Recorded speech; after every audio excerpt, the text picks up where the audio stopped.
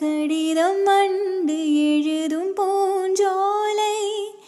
இதழ்களில் மேனி முழுதும் இளமை வரையும் ஓர் கவிதை மௌனமே சம்மதம் என்று தீண்டுதே மன்மத வண்டு மௌனமே சம்மதம் என்று தீண்டுதே மன்மத வண்டு பார்த்தாலே தள்ளாடும் பூச்செண்டு ரோஜாவை தாலாட்டும் தென்றல் பொன்மேகம் நம் பந்தல் உன் கூந்தல் என் ஊஞ்சல் என் வார்த்தை சங்கே